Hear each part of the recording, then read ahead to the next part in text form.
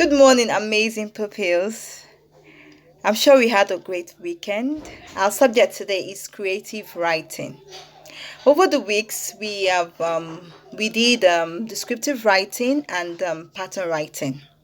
I remember saying when you're writing a descriptive essay, it helps you describe an event, it helps you describe things around you, depending on the title of what you're talking about. We also looked at pattern writing, where you involve the use of simple sentences and complex sentences, the use of punctuation, the use of caption, the use of label, the use of writing on a particular subject. Good. And we all did brilliantly well, although I'm still expecting some pattern writing worksheet that I sent in last week. Please turn it in because all are being assessed. All right. So this week we're going to look at narrative writing. What is narrative writing? The narrative writing is a piece of writing that tells a story. Narrative writing is very interesting because it talks more about fiction stories, even non-fiction stories. Now, narrative writing can either be fairy tales, it can be a joke, it can be a surprise gift. Wow, guess what? In fact, I made an example of a narrative writing on the worksheet I sent to you. When you're reading it, I'm sure you're going to have a good laugh. I'm not going to tell you what I wrote there, but just try to look at it and read through. Okay, so back to what I'm explaining. It's a piece of writing that tells a story. It can be fairy tales, it can be a joke, it can be a movie, it can be a party, it can be an event, it could be anything. Narrative writing basically tells a story. Next slide. Now, narrative writing it has a lot of things, but for your age, I've been able to break it down a little. Now, normally every writing must have a title. We've talked about it over and over again. So narrative writing includes a title, that's title of the story. It includes a topic. Oh, sorry, it includes characters. The characters are those that acted in the story. The people in the story, the animals in the story, the people in the story, not the thing like a book. You can't tell me a book is a character. No, that's a no. So don't forget the characters are people that acted in the story. Then setting. A setting is where the story took place, where it happened. Did it happen in a school? Did it happen at the museum? Did it happen in a beach house? Where did it happen? Now, what the setting has to do with the title of the story. Don't forget. So the setting, the characters, the title, and then we go to the event. Now, the event basically talks about what happened in the beginning, like we always use, in the middle, in the end. So it's the same thing as event. I just broke it down by writing introduction, where we say first we did this, we did that. Then we have the body, which is next. Usually it's good to have this connective to start with. It makes your writing interesting. So we have the end. That's what happened finally. So event is still the same as beginning, middle, and end. It's the same language. We only made it more formal by writing so that when you see introduction, you see first, you see body, you see end. It's the same thing. Don't confuse yourself. And then we have the last part, conclusion. It's always important to have a conclusion because we want to know how you felt about the story. Sometimes some people feel sad about it. Sometimes some people feel disappointed. Most times people feel excited. People feel elated. They are happy. Okay, next slide. Now I have an interesting one here. Let me move my camera up.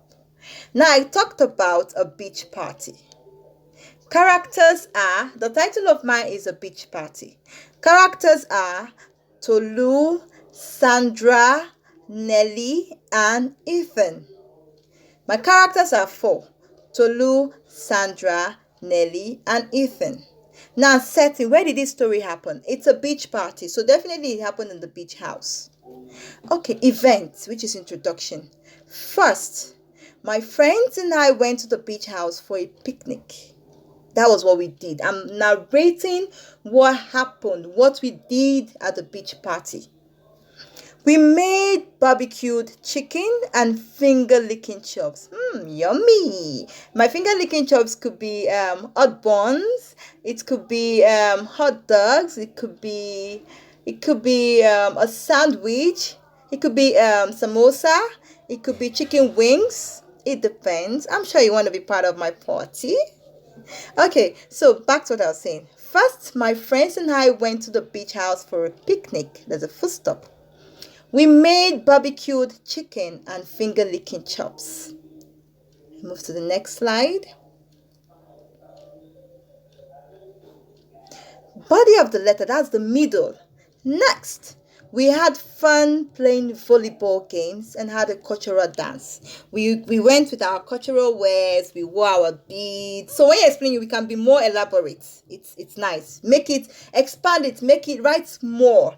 This is a phone, so I can't write a lot. But the one I wrote for you, that I did for you in the write-up, make sure you read it. You're going to smile, I'm sure. I'm very sure. Just read it. Maybe you want to read it to an adult. You will just smile about it. Okay, so we had fun playing volleyball games and had a cultural dance.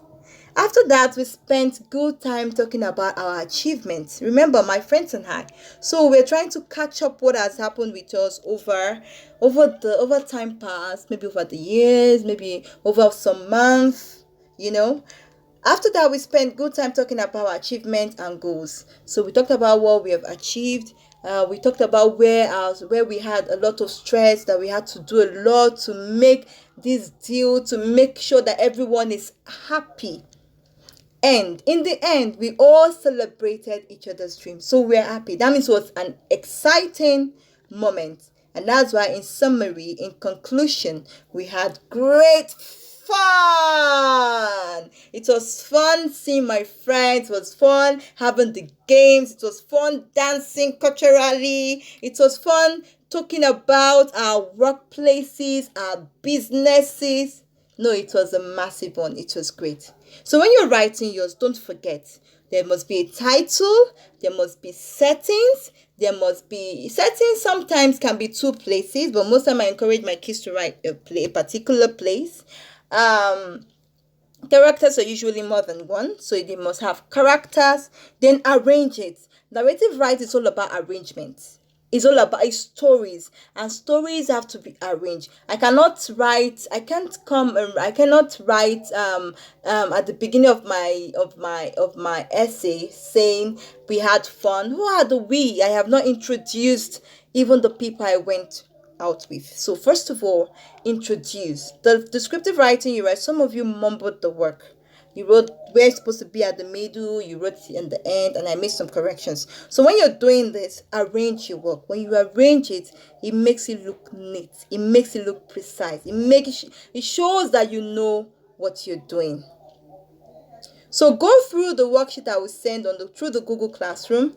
Read it, digest it, read again. Don't read once. When you read, cultivate the habit of reading again. And that's the same thing I tell you in your math. When you do a math worksheet, go back to it, go through it again to be sure there is no mistake. So you're going to write a narrative or story about any event of your choice. It could be a birthday party, it could be a surprise gift. Now use the steps I've done to guide you through your writing. I'll be expecting it. Thank you very much. Bye.